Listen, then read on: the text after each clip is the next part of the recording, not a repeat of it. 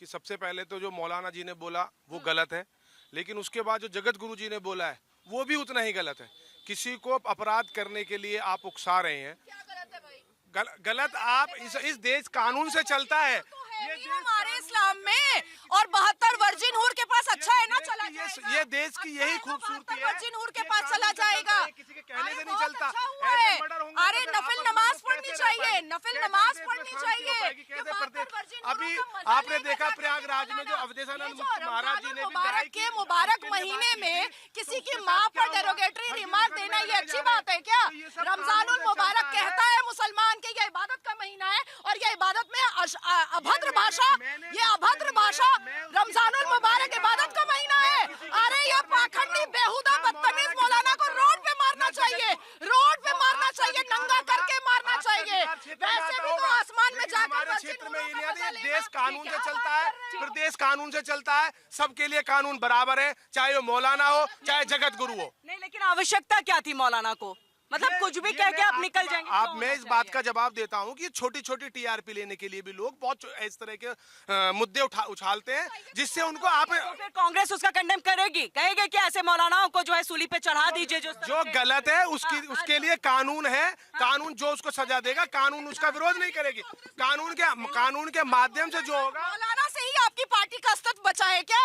मतलब आज कांग्रेस ये बोल रहा है कि यही अश्लील मुल्ला मौलाना, बेहुदा मुल्ला मौलाना से कांग्रेस का अस्तित्व बचा हुआ है, नहीं तो कांग्रेस का कोई अस्तित्व नहीं है। आपने बोल दिया। ये आने वाला समय बताएगा कि कांग्रेस का क्या अस्तित्व है और क्या होने वाला है। आपको भी पता है, पिछले दिनों आपने भी देखा कि बीजेपी का क्या अस्तित्व था। कहिए ना कि गलत है। गलत मैं बिल्कुल गलत मान रहा हूँ। उन पे कानूनी नहीं, ये कानूनी कार्रवाई होगी जो गलत बोलेगा, चाहे जगत गुरु हो, चाहे मौलाना हो, चाहे मैं हूँ। बोले मतलब डायरेक्ट नहीं बोल पा रहे, डायरेक्ट नहीं बोल पा रहे। देखिए, मैं आ रही हूँ आपके पास। माहौल बहुत गर्म हो गया है, थोड़ा सा इसको खुशनुमा बनाते हैं। कल इंडिया वर्ल्ड कप जीती है, सबको मजा आया, हमने कप रिटेन किया। सौरव गांगुली दादा ने कहा कि हमें जीतना है, धोनी ने कहा हम जीतेंगे और हम जीत रहे हैं। बाकी आज की हमारी टीम कह रही है कि अब हम जीतते ही रहेंगे। दादा ने कहा हमारा समय आएगा, धोनी ने कहा हमारा समय आ गया, और अब ये कह रहे हैं हमारा दौर आया है। सारी दुनिया देख लो। ये टॉपिक मैंने इसलिए उठाया क्योंकि यही अपोजिशन के कुछ लोग कह रहे थे कि क्रिकेट क्यों खेल रहे हो पाकिस्तान से, इसीलिए खेल रहे हैं। बेइज्जत करे उनको, हर मोर्चे पे हराए उनको, उनसे हाथ ना मिला के बेइज्जती करे उनकी, ताकि उनको उनकी असली औकात दिखा सके हम। ठीक है, नहीं खेलने से कुछ नहीं होता। पाकिस्तान ने कोशिश करी बाइकआउट करने की, हार के आना पड़ा। हम क्यों बाइकआउट करें? हम उनको पटक पटक के मारेंगे और जहां मौका मिलेगा मारेंगे, है ना? सब एक बार जो आपने कहे इंडिया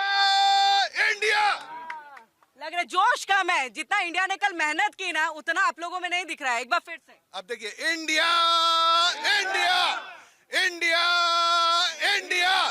कल का हमारा हीरो बम बम बम बम। अब हम आते हैं मुद्दे टॉपिक पे आ जाते हैं। बिल्कुल, देखिए, ये बिल्कुल सही बात है कि इस तरह का बयान दोनों तरफ से गलत है। एक्शन का रिएक्शन होता है, ये नॉर्मल सी बात है। बट जैसे इन्होंने कहा ये आम जनता है कि उनको गोली मार देना चाहिए, इनसे मैं इत्तेफाक रखता हूं। पर वो इतने ऊंचे पोस्ट पे बैठे हैं, उनको पता है कि मेरा ऐसा स्टेटमेंट देने से बहुत सारे लोग एक्टिवेट हो जाएंगे, तो उनको अपनी भाषा पे थोड़ा संयम और सोच विचार के बात करनी चाहिए। आप खुद बता रही है कि 54 उन पे एफआईआर हो चुके हैं, कानून अपना काम कर रहा है, सब चीजें सही तरीके से होंगी। तो हर चीज जिस सही तरीके से होती है वो होना इंपॉर्टेंट है। अपने जज्बात बिल्कुल सही है, मेरा भी खून खौला कि इस तरह से कोई कैसे बात कर सकता है। लेकिन मैं अगर मेरे 20, 25, 50, 100, 2000, 50,000 फॉलोवर है और मैं कोई भी स्टेटमेंट दूंगा तो उसका एक असर पड़ेगा। तो उसको सोच समझ के, मौलाना पागल है तो हम भी थोड़ी पागल हो जाएंगे। मौलाना है पागल, वो इस तरह की बातें करते हैं क्योंकि वो मदरसों में पढ़ रहे हैं, उनको पता ही नहीं दुनियादारी क्या होती है, उनको इस चीज का अकल ही नहीं है। ठीक है, वो कुछ भी पागलपंती करेंगे तो हम उनके साथ थोड़ी पागल हो जाएंगे।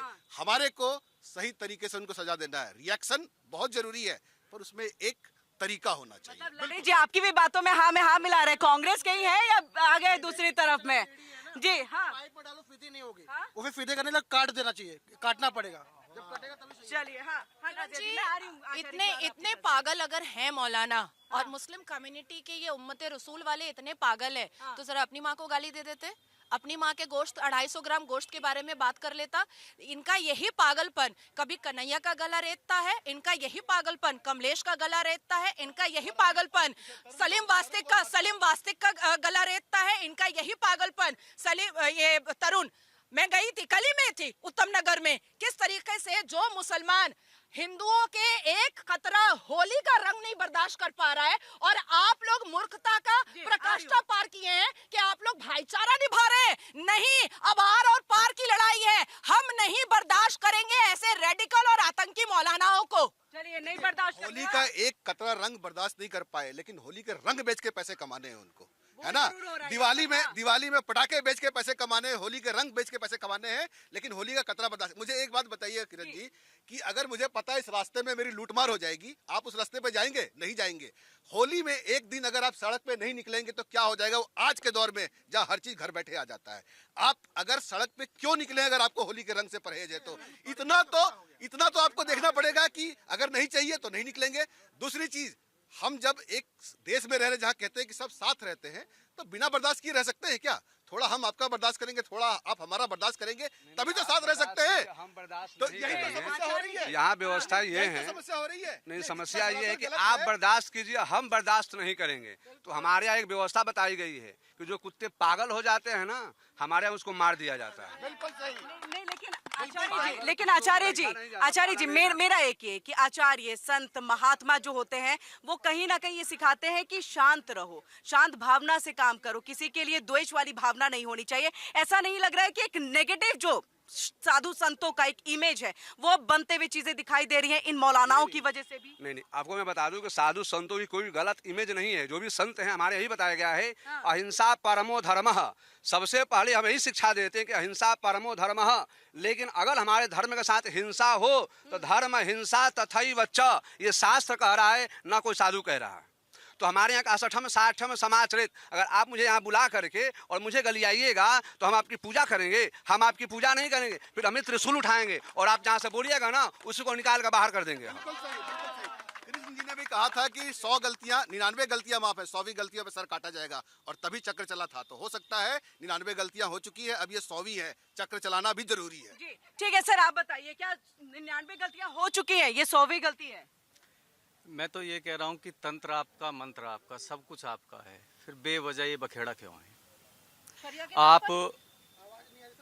आप जो है पूरा उत्तर प्रदेश चला रहे हैं, छोटी छोटी चीजों पर घर तबाह कर रहे हैं, घर गिरा रहे हैं, चाहे उसमें परिवार, चाहे उसमें किसी एक की गलती है, चाहे पूरे परिवार की गलती है। मेरी बात सुनिएगा, क्योंकि ये जो देश है ये 36 बिरादरी का देश है, और मैं उस वर्ग से आता हूं, मैं किसानों का प्रतिनिधित्व करता हूं, तो मैं खेती किसानी की बात ज्यादा करता हूं। लेकिन मुझे ये बताइए कि जब आप तंत्र लिए हुए बैठे हैं, सरकार आप चला रहे हैं, कोई भी मौलाना किसी भी तरीके का अभद्र टिप्पणी आपके ऊपर कर रहा है, तो आप उस पर तत्काल प्रभाव से कार्रवाई क्यों नहीं कर रहे हैं?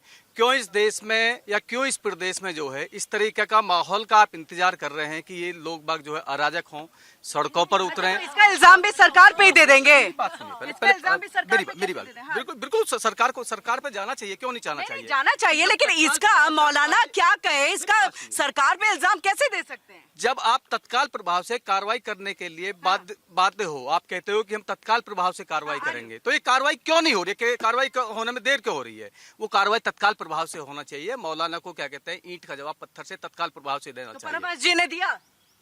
किरण जी, ये जो महमूद मदनी की तरह हरा साफा ओढ़ करके आए हैं ना, इनका शब्द भी जो है ना महमूद मदनी जैसा ही मेरे को नजर आ रहा है।